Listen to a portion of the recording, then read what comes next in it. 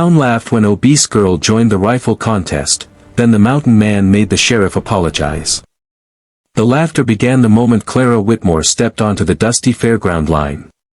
It wasn't loud at first, just a few snickers carried on the autumn wind, but it grew quickly, rolling through the crowd like an unkind tide. Men nudged one another. Women whispered behind gloved hands.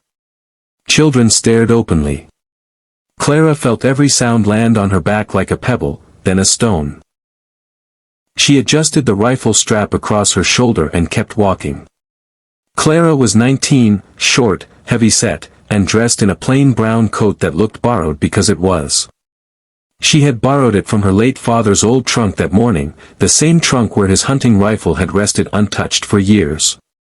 Today was the town's annual rifle contest, a proud tradition in the mountain valley, one where only seasoned men usually competed. No one had expected her. "Didn't know it was a pie-eating contest," someone muttered. The sheriff chuckled loudly, not bothering to hide it. "You sure you're in the right place, miss?" he called out. "Targets don't shoot back." More laughter. Clara's face burned, but she didn't turn around. She had promised herself she wouldn't. She had promised her father too, on the night he died, when the coughing wouldn't stop and the medicine had run out. He had squeezed her hand and whispered, "Don't let them tell you who you are." Clara stepped into position and placed her rifle on the stand. Her hands shook, not from fear of the gun, but from the weight of being seen and judged all at once. At the edge of the crowd, a man stood silently. They called him the Mountain Man. No one remembered his real name. He lived higher up the ridge in a hand-built cabin, coming down to town only a few times a year to trade pelts or buy supplies.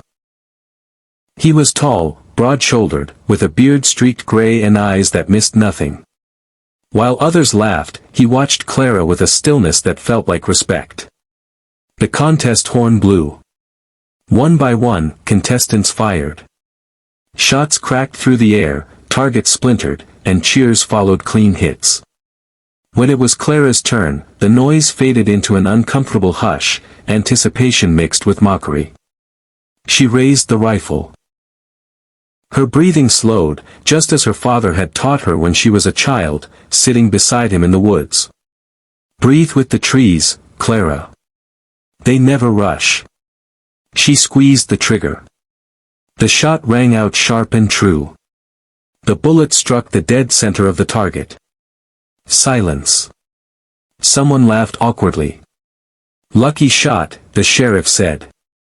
Clara didn't respond. She reloaded. Again, she aimed. Again, she fired. Another perfect hit. Whispers replaced laughter now.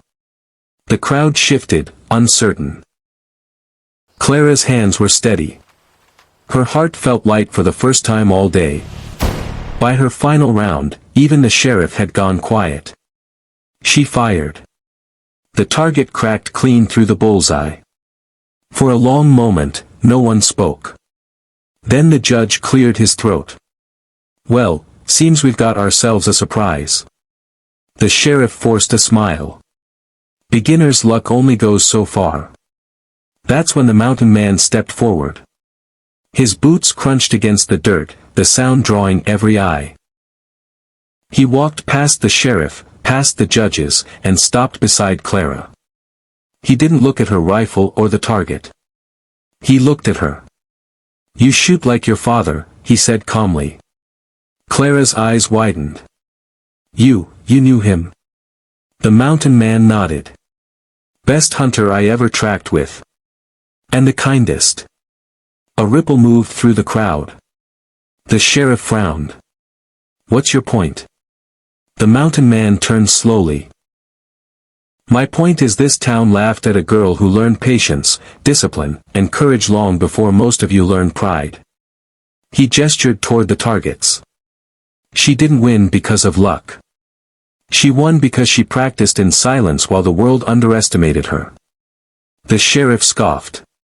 "This is a contest, not a sermon." The mountain man's voice hardened. "Then judge the contest fairly. The judges exchanged looks. Numbers were tallied again, carefully this time. The result was undeniable. Clara Whitmore had the highest score. The sheriff shifted uncomfortably. "Well, rules are rules," he muttered. "Looks like she wins." Clara swallowed, emotion tightening her chest. She had come hoping only to prove something to herself. Winning felt unreal. But the mountain man wasn't finished. He stepped closer to the sheriff, his presence commanding the space. "You laughed at her. You mocked her in front of your town. That wasn't part of the rules." The sheriff bristled. "Now listen." "No," the mountain man said firmly. "You listen." The crowd was silent now, every person aware that something important was happening. "A badge doesn't give you the right to shrink someone's spirit," the mountain man continued. "Especially not someone brave enough to stand where she knew she'd be ridiculed." He turned to Clara. "This young woman showed more courage today than most will in a lifetime." Then he looked back at the sheriff. "You owe her an apology." The sheriff's face reddened. Pride battled with conscience. Finally, slowly, he removed his hat. "I was wrong," he said stiffly. "I judged you before you fired a single shot. I'm sorry." Clara felt tears rise, not from shame, but from something warmer, recognition. "I accept," she said softly. Applause broke out, hesitant at first, then strong and sincere. People who had laughed now clapped the loudest. Some looked away, embarrassed. Others smiled with new understanding. Clara accepted the small trophy with trembling hands. But more than the prize, she carried something heavier and brighter, the knowledge that she belonged. As the crowd dispersed, the mountain man lingered. "Thank you," Clara said. "For speaking up." He smiled gently. "I didn't speak for you. You already spoke with every shot." That evening, as the sun dipped behind the mountains, Clara walked home with her father's rifle on her shoulder. The town felt different, not because it had changed overnight, but because she had. Sometimes, it takes one act of courage to remind a whole community of its humanity. And sometimes, the loudest lesson comes from the person everyone once laughed at.